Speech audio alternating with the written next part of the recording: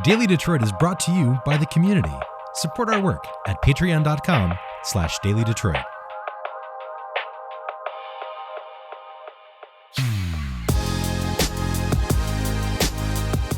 Hey, it's Jer Stays.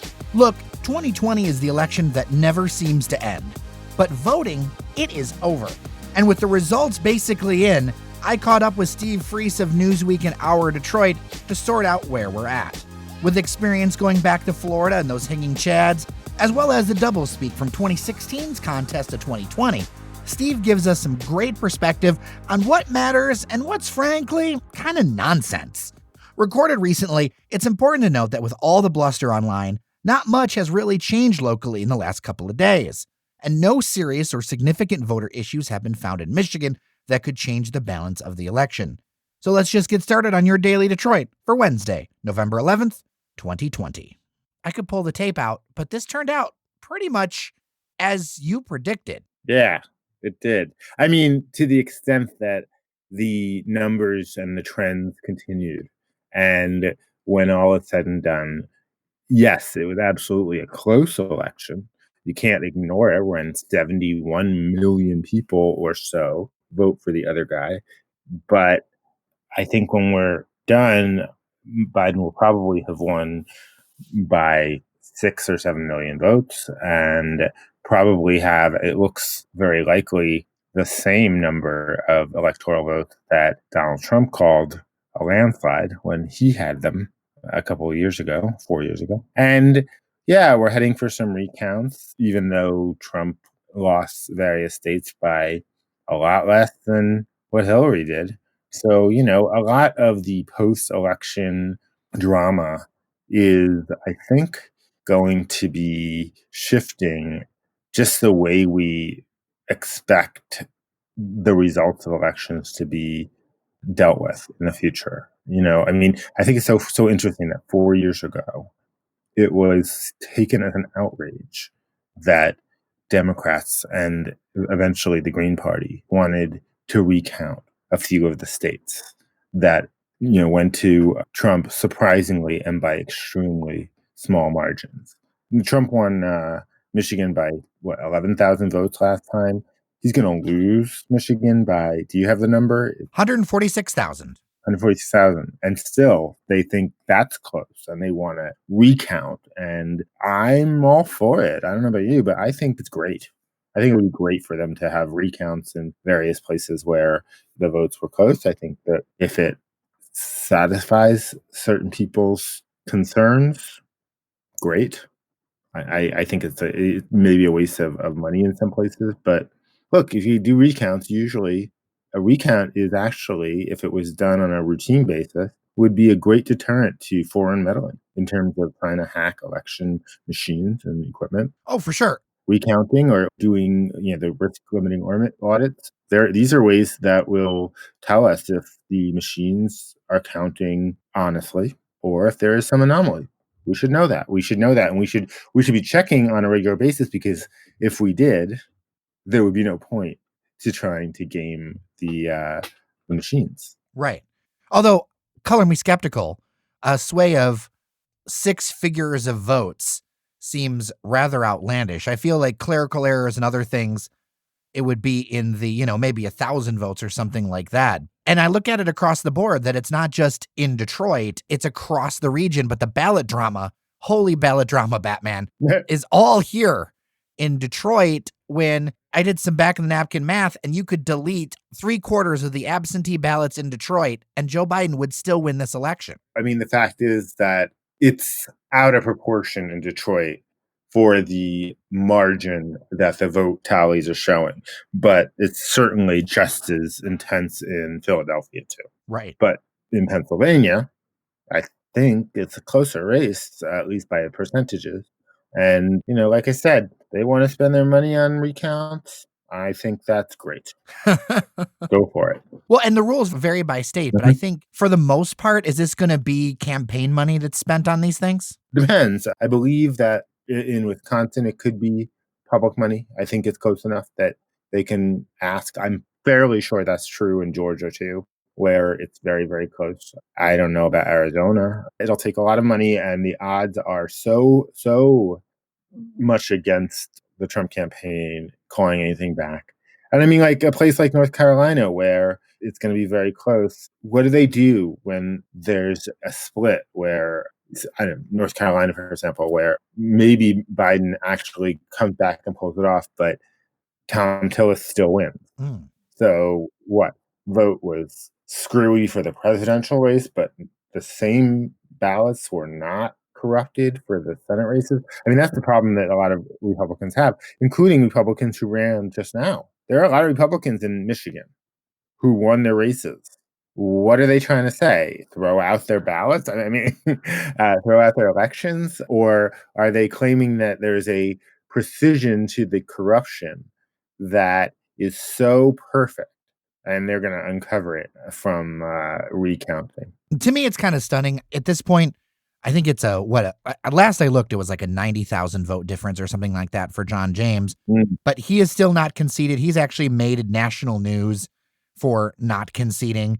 And then another story that made national news was there was a press conference that Ronna McDaniels Romney did talking about alleged incidents of fraud in Michigan. And she kind of just threw things at the wall, including one against a Republican clerk that turned out to be a clear error that she directly addressed.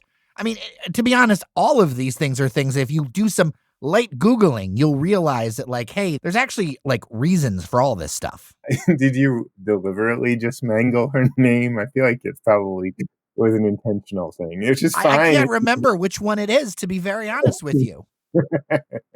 Well, let me tell you something. Her grandfather, George Romney, would be so embarrassed by her.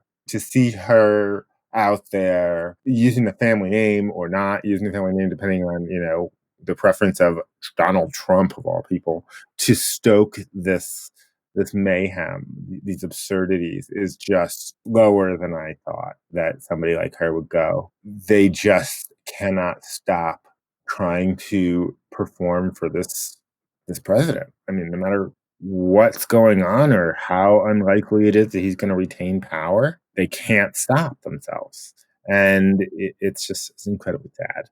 There are all these things. Oh, so-and-so said that this ballot was moved, or this suitcase had ballots in it as it was leaving the TCF center, or the observers were kicked out. Not true. It's just what they don't really understand is that Democrats and liberals have made similar complaints in the past.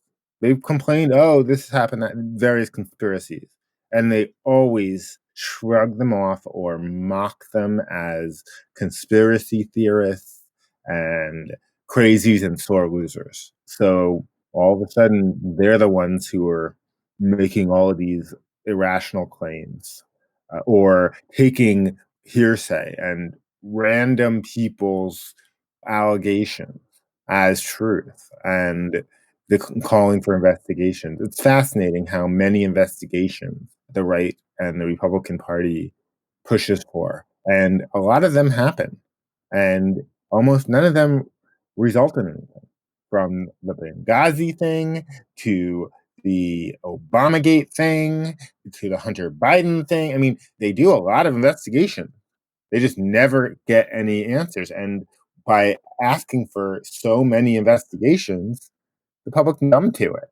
It's like, it used to be bad to be under investigation. Now it's just a Tuesday. When you do it all the time, it becomes less effective. Right. One of the things I'm thinking about here locally in the state of Michigan is that Speaker Lee Chatfield and a number of others are doing some sort of legislative investigation into the vote count.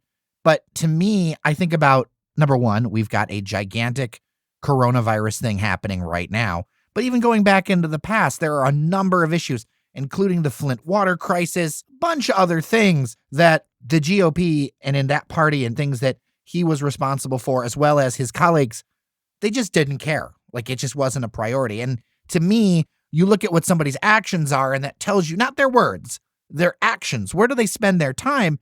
And that tells me what they really care about. And I'm not saying that sanctity of our elections is not important. It very much is.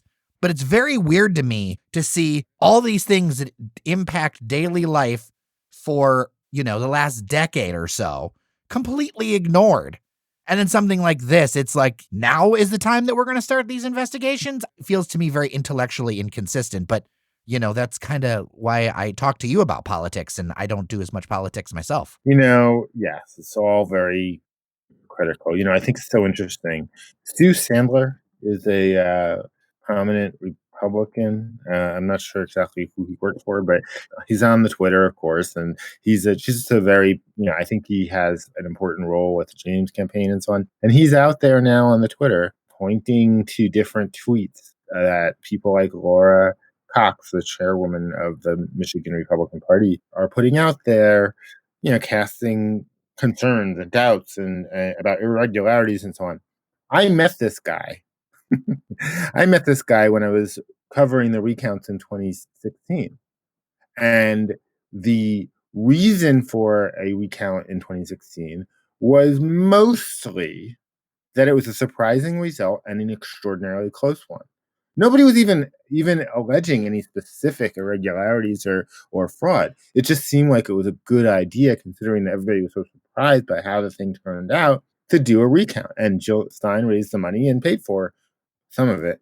Anyway, Stu Sandler was there as a Republican representative, and he gave me an earful for a piece I was working on for the New Republic about what a sham these recounts were and how the Democrats were trying to steal the election and all the rest of it. And now here he is 4 years later, and suddenly he's very concerned about the integrity of our system. I don't understand how these people don't keep track of the things they say. Well, and I think it's also to us on the public and to journalists to keep track of what they say and remind folks, because to me, even if I don't personally agree with somebody, if somebody is pretty ideologically consistent over time, I mean, obviously people's opinions evolve and life experience shapes them.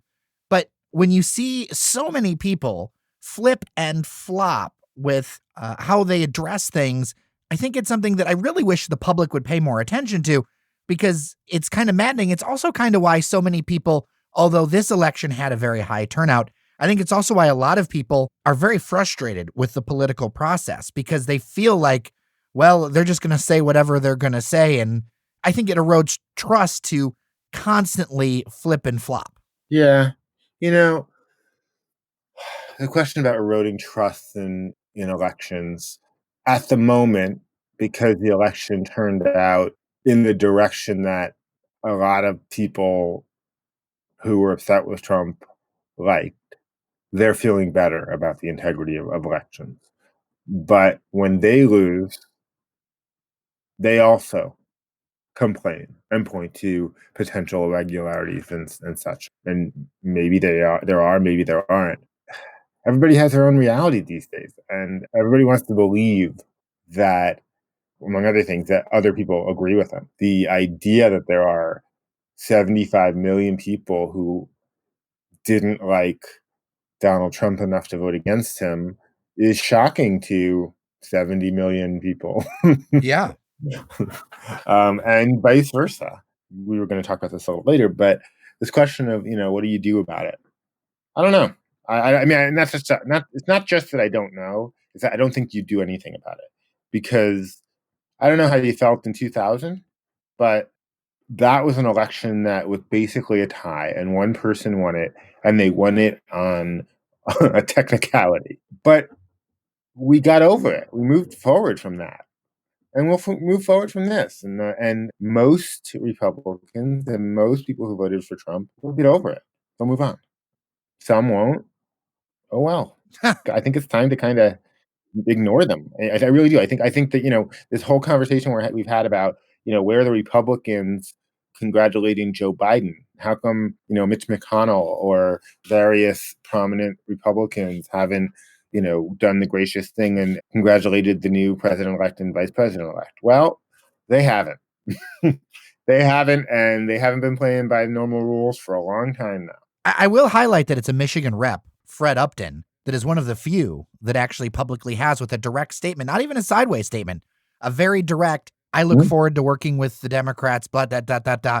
It was a very traditional boilerplate, but very traditional kind of thing. And it stands out to me that he is among the only ones. But I think about what you're saying. I think about that idea that is it just to move on? Because Twitter, social media, all those kind of things are so fired up around these topics. But, as someone for me who has kind of worn different hats, Steve, like I've worked in corporate communications, I've worked in marketing, and I've worked in media. Like I've worked across the spectrum. One of the things I've learned being on that other side of the fence, you can't convince somebody of something they don't want to buy. If they don't want to buy it, they're not going to do it. I see so many like circular things where I want to fact check this thing, or this thing's being copied and pasted by my blah, blah, blah.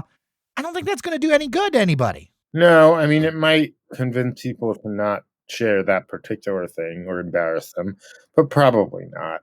We as a country are so exhausted, and I mean, I'm exhausted right now just generally from this election. My husband and I watch Jeopardy, and we usually tape it, and so we had a backlog because I was so busy. We turned on an episode from like a week and a half ago, and it was pre-election. So every commercial, every ad was one after the next, after the next were political ads, and we were skipping through it, but you could still see. And it gave us a bit of PTSD of like, oh my God, what is that like? It's so nice to be past it and to be able to turn on the TV, look at your mailbox, and not think you're going to get some political messaging. This election is over. There will be recounts. That's fine. I think recounts will be good. I think that they will satisfy some non-crazy Republican people who may be concerned about the rumors or the lies that they've been hearing.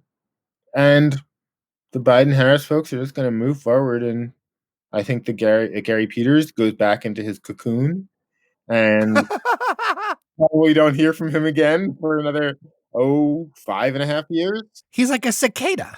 Yeah, exactly. Exactly.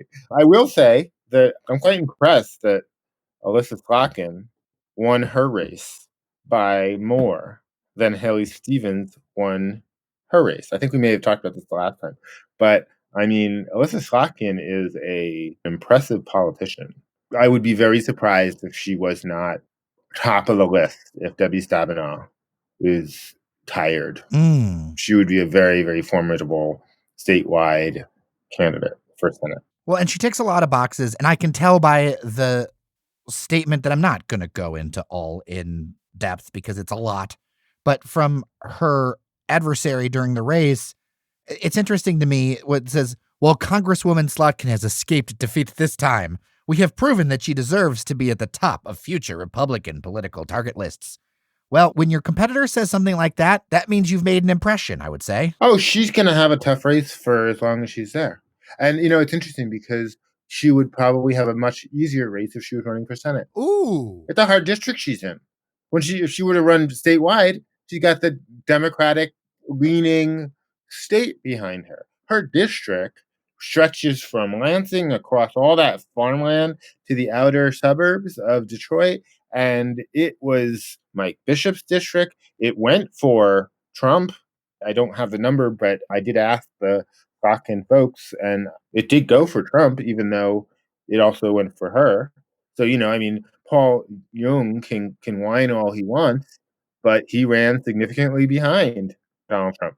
I mean, I have much more empathy for John James, who I think ran ahead of Donald Trump. Yeah, he did. That's the second time now that he has had a very, very strong statewide run. He will almost definitely be top of mind for a challenge to Gretchen Whitmer in 2022. She's a very, very good politician and people like her.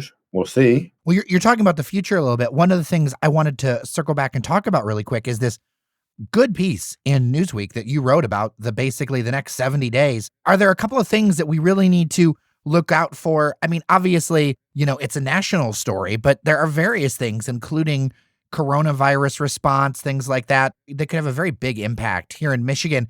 What are 2 or 3 things that in the next 70 days we really need to keep an eye out for? And of course, people should go read the whole thing too, which I will put a link in the show notes. Well, I mean, the piece focused on the ways that Trump can use or misuse the continued access to tremendous power that he will have until the Constitution says he no longer has that power. So obviously, there's some extreme things like he could go to war, he could attack Canada, who knows? But Go get Justin Trudeau. right. But the more likely things beyond sort of the normal stuff of pardoning a lot of people, which most outgoing presidents do, he's going to rush through a number of changes in issues like clean water and clean air and environmental issues that Biden will be able to undo, but will have to go through the rule-making process in Washington to undo. There may be some PFAS stuff in there that will be worth paying attention to. The rulemaking process in Washington is a structured, long process that requires 30 to 60 days of public notice and a whole bunch of other steps. So there are a number of these rules that the Trump administration is almost done with, that they can just finish up with, and then Biden's people have to start the process over again to undo it, and it could take another year. In the meantime, those things still exist. There's a lot of budget issues coming up in addition to coronavirus. As we all know, Congress has been fighting over what kind of stimulus package to pass to deal with the coronavirus and its economic impact. And the likelihood now is they won't pass any. They just don't seem to be able to agree, and they'll probably just wait until there's a new president. There's also been some indication from Trump that he doesn't want to sign anything because he doesn't want to be pinned with the spending. All of a sudden, they're worried about the spending. They weren't so worried about the spending when they were cutting taxes and all the other things they've done, but they're worried about them now. So I was watching some intra-party Republican critics. They were doing a running gag that as soon as things shift, it's going to go right back to being, oh, we can't spend money. It's all about the debt. It was funny to see, like, right on cue. They were absolutely right. The second that they felt like Trump was going to be, waning or whatever, all of a sudden it became, oh, we're worried about the debt all of a sudden. Right. Once they're in the opposition party. It's just kind of funny. It would be funny if it wasn't so pathetic. Well, it also hurts people. I mean, I'll tell you this, one thing, just covering stories down here on the ground. We've got 15 messages from business owners in our inbox about how bad things are right now. Yeah. Wanting to do something with, like, can you do a profile? Can you do whatever? Like, my producer has never seen a time like this where there's so many businesses on the brink, especially as we're coming near the end of the year. You've got leases, you've got all these other things. Decision time is going to be passed by the time that these relief measures get through or they start to talk about them. And that's going to mean a good number of businesses and a good number of jobs that just go kaput. The amazing thing to me is that I guess in April or May, I did a cover story for Newsweek on the Biden agenda. He had gotten the nomination, but he was dealing with the Bernie Sanders wing of the party, and he had sort of been stoked by the severity of the coronavirus into a much more ambitious, more FDR-like plan for his presidency than he had even campaigned on during the primaries. And it felt a little fruitless because I'm asking these questions about what he's going to do about the coronavirus, thinking, but by the time he gets in January, they'll have done a lot. What will be left for him to do by the time he gets in January? And the answer is, like, everything, because the Trump administration did nothing. They just stopped trying to work on things. So the Biden administration, they'll have to do a lot of things through executive order, but they're going to access the Defense Production Act to ratchet up the production of PPE, which our hospitals all over the place are now saying they're running out of again. They are. I was doing an interview with a local Michigan company that has not aired yet, talking about the millions of pieces of PPE, the shortage that's impending, especially with another wave. And then the tragedy of it all, the amount of resources that are sitting right here in this very state that could be activated with a check through the DPA that the Trump administration just didn't do. Right. Like, they just didn't do it. And that's the thing, is that, like, and I know there might be some incredulism in my voice, but to me, this isn't a conservative or a liberal approach. It's no approach. They did use the Defense Production Act for a number of things, including ventilators and other things. But the other thing is that if the healthcare workers are struggling with obtaining PPE, then good luck to the rest of us. And if we want our economy to work again, we're going to have to be able to wear the correct kind of masks and all the other stuff. And if they can't get it and the rest of us can't get it, it's just the Biden folks will set up a mask mandate for federal properties. They can't really do that much more than that without actual legislation, and McConnell won't let that happen. It's going to be a challenging thing for Biden to do. He's talked a lot about getting control of the virus, but if he doesn't have control of the Senate, he's much more limited in what he can do. I was thinking about that because people were saying, I've heard some pundits say that it is something where he can do something because he's got executive orders and things like that. And that's true. Like you've got a different person who's doing messaging and all of that kind of stuff. But I've been thinking about this as I've been covering it the last few months. And it's a big money question. And you can't get money spent beyond what's already out there without the support of both houses of Congress. And if you don't have enough money to do things like, well, what if we do need to do more fiscal support for folks? Pretty much every economist I talk to that's worth something says, yeah, we need another backstop. We're going to need some things. And if you can't get any support for that stuff, you're going to be hamstrung. I think about the response that's happening in other countries. I think about responses in some Asian countries where it's really like a wraparound thing, something that health officials really recommend. And I know we're going to do an episode with Dr. Paul Thomas around that and looking at what the future plans might be. But without money, you can't do things. There are a few things you can do. I mean, look, I think that Biden can convince more people that there is a better way to behave in order to control the virus. I think that it will be different hearing from the White House and seeing from the White House honest science. One of the things that I thought was real interesting about some of the hearings they had, not about the coronavirus, but actually about the Ukraine scandal that led to the impeachment, was that when the American people see honorable civil servants giving their expert opinions, and they realize they're just ordinary people who happen to have a certain amount of expertise about something, a lot of the American people do appreciate that. And I think that that's what we're missing. I mean, Dr. Birx tried now more recently to convince the public that she is on the side of real science. And she said something that the Trump administration has been offended by. But she also sucked up to the Trump administration in the beginning, and nobody was going to listen to anything she said after that.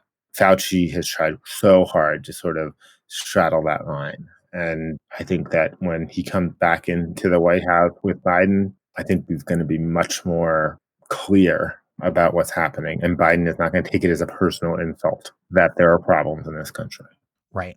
I think that's the thing that is going to be maybe the biggest difference over the next few years is that, let alone, and that's a crazy thing to me. It's not even like a liberal or a conservative or a Democrat. It's just the attitude towards things is going to be quite a bit different. And it's going to be interesting to see how it plays out. And I'll say the same thing that I said back when Donald Trump was elected, that I hope for his success. I hoped for Donald Trump's success, to be very honest, because he was the president. Mm-hmm. I am that person, right? I'm that guy who wants our president to do well, always. And when he doesn't, our country suffers.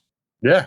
I mean, I don't know about you, but I was very much struck watching Biden's speech last night about how much less on guard I have to feel. Like how much less I have to worry or cringe or anticipate some outrageous, untrue, mean statement. None of that stuff is going to come from this president. He's going to bore us into going back to our normal lives while the former president, Trump, is sitting on the sideline throwing grenades. Yeah. And, Biden's just going to ignore them. Well, that's a good place to land. Steve Freese, always appreciate your time. It's so insightful to really get a look at the national picture and how that fits in locally. of course, we're going to circle back soon, sir. It's good to talk to you. I hope so. Talk to you again.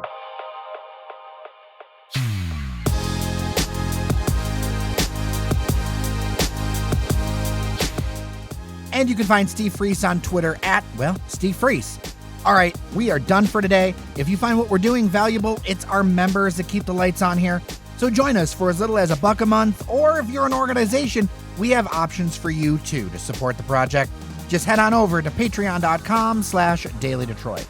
If you've got feedback for the show, email me at jer@dailydetroit.com. And thanks to listener Melissa, who recently reached out. She's an election poll worker who is quarantining out of an abundance of caution. And I ask you all to send good vibes her way for her service and that everything ends up good for her. And with that, thanks so much for listening.